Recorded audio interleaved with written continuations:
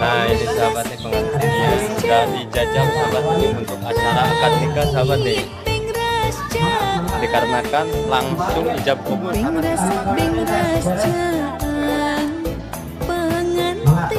Langsung ijab kabul dikarenakan di sini itu di kampung sini ada dua acara yang akad nikahnya sahabat nih.